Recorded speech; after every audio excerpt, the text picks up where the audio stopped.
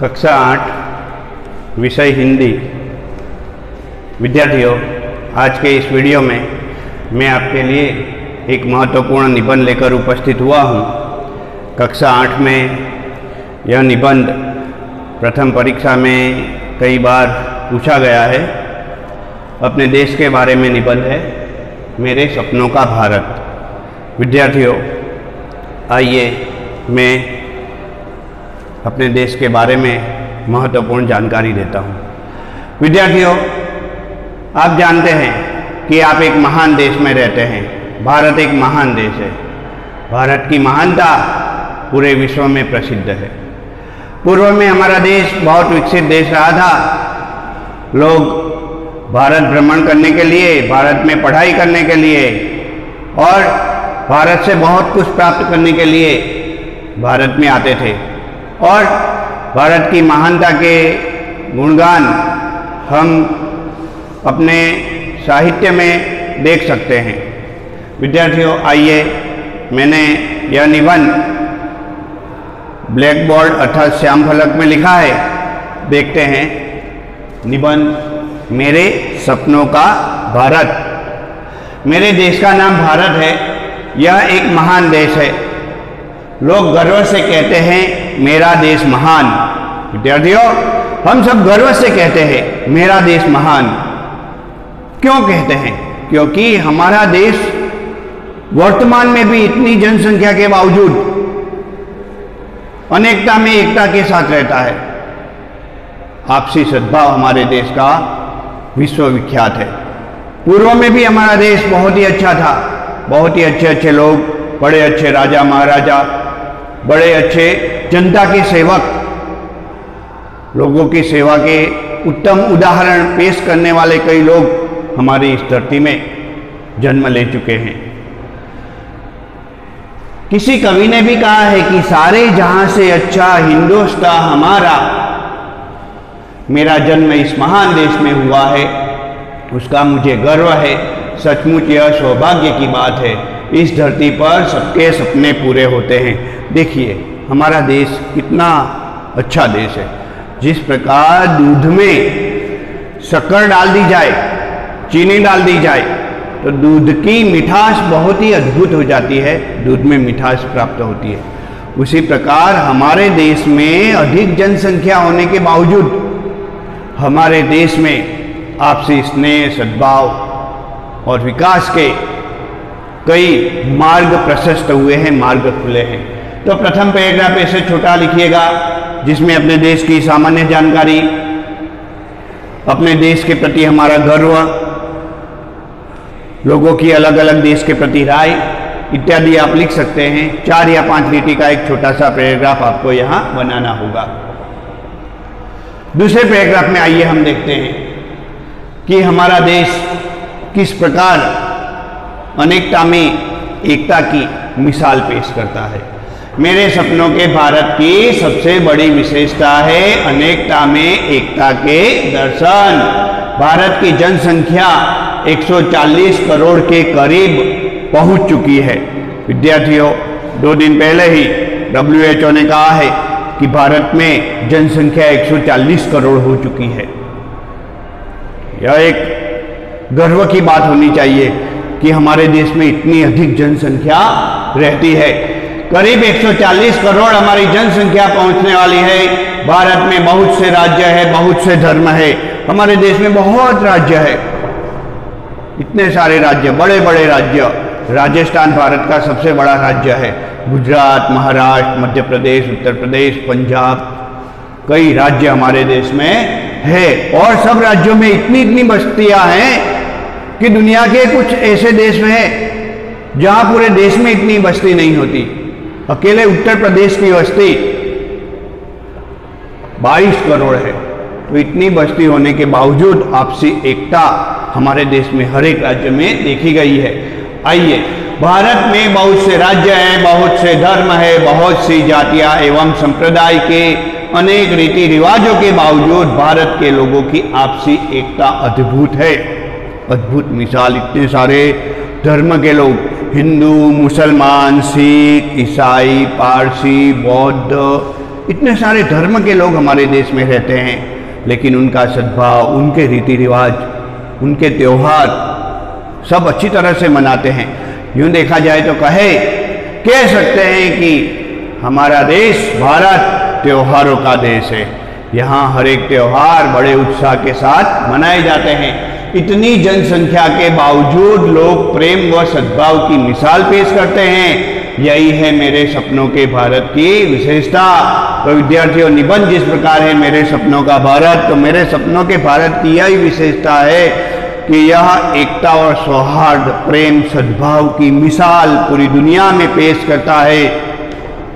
भारत का इतिहास गौरवपूर्ण रहा है। तो इस निबंध में हम अपने इतिहास की बात करें, अपने अतीत की बात करें कि पहले के समय में हमारे देश में कैसा विकास था। तो देखिए, भारत का इतिहास गौरवपूर्ण रहा है। भारत अतीत में बहुत विकसित देश था। भारत का विकास बहुत अधिक था। हर एक क्षेत्र में भारत काफी विकसित था, चाहे शिक्षा का क्षेत्र लो, चाहे उद्योग, चाहे खेती, कृषि, हर एक क्षेत्र में भारत बहुत विकसित था। बात यदि शिक्षा की करें तो शिक्षा के क्षेत्र में बहुत उन्नत था। यहाँ तक्षशिला और नालंदा जैसे महान विश्वविद्यालय थे। तो तक्षशिला और नालंदा इत्यादि महान विश्वविद्यालय हमारे देश का गौरव बढ़ाती थी। पूरी दुनिया से अलग अलग विषयों में पढ़ने के लिए यहाँ लोग आते थे। बहुत सारे लड़के यहाँ पढ़ने के लिए आते थे। कौन कौन से विषय हो सकते हैं?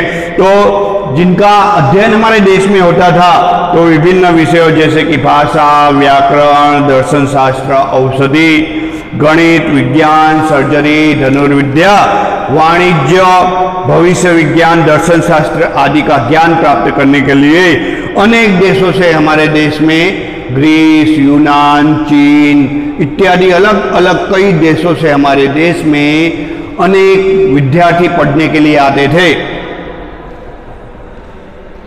शिक्षकों में कौटिल्य, जीवक, अभिनव गुप्त, पतंजलि जैसे प्रसिद्ध आचार्य हमारे देश में पहले के जमाने में थे।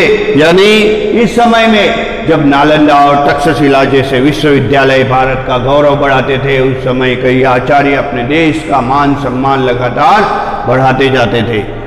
अब हमने अतीत की बात की, तो वर्तमान की बात करते हैं कि वर्तमान में 1947 हमारा देश अंग्रेजों की गुलामी में से मुक्त हुआ और भारत की जनता को अपने सपने पूरे करने का सुंदर अवसर मिला, सुअवसर मिला। आज़ादी के बाद भी भारत ने अनेक क्षेत्रों में विकास किया है, चाहे अलग अलग पंचवर्षीय योजनाएं हो।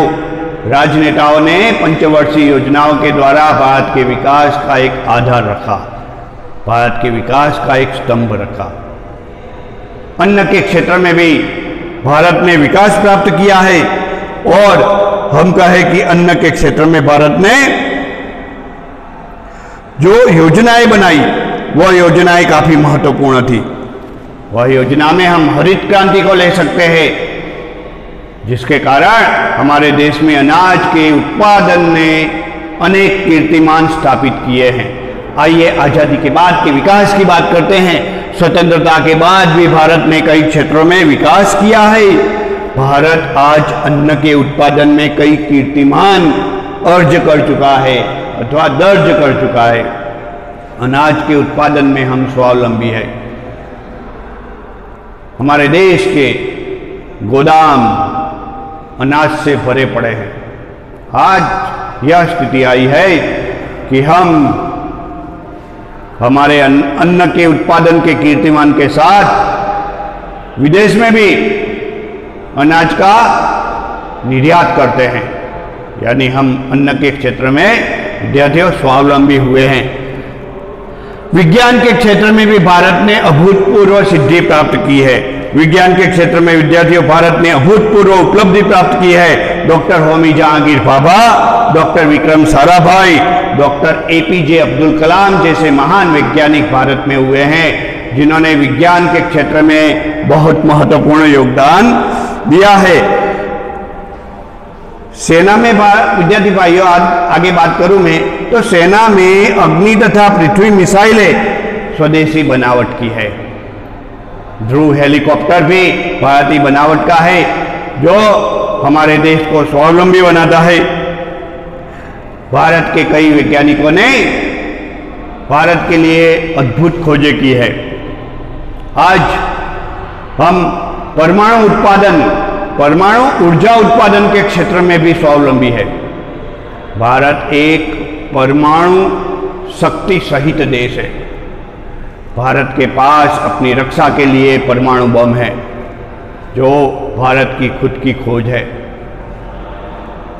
इसलिए आज भारत दुनिया के किसी देश को आंख दिखाना नहीं चाहता, लेकिन आंखों में आंखें मिलाकर बातें करना चाहता है। वह आंखों में आंखें मिलाना जान चुका है। खेलों के क्षेत्र में भी भारत ने अपने देश के तिरंगे की शान बढ़ाई है। खेलों के क्षेत्र में भी आज देखा जाए तो चाहे क्रिकेट हो, चाहे कोई भी क्षेत्र हो, भारत ने विकास ही किया है। भारत के खिलाड़ियों ने कई विश्व कीर्तिमान स्थापित किए हैं।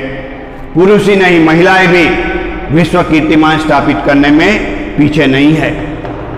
भारत के किन किन खिलाड़ियों की बात की जाए, भारत के इतने सारे खिलाड़ी हैं कि जिनकी बात शांति से हम कर सकते हैं। बहुत सारे ऐसे खिलाड़ी हैं जिन्होंने कई विश्व कीर्तिमान खेलों में भी स्थापित किए हैं। आज ओलंपिक्स में भी भारत अपने देश का तिरंगा लहराने लगा है। पहले ऐसा माना जाता था कि ओलंपिक्स में भारत गोल्ड मेडल नहीं जीत सकता, लेकिन दुनिया की यह राय भारत ने झूठी कर दी है। भारत के खिलाड़ियों ने ओलंपिक्स में भी गोल्ड मेडल, स्वर्ण चंद्रक प्राप्त करके अपने देश का नाम रोशन किया है। मेरे सपनों का भारत सचमुच एक महान देश है। यह महान था और महान रहेगा। जय हिंद, वंदे मातरम, भारत माता की जय।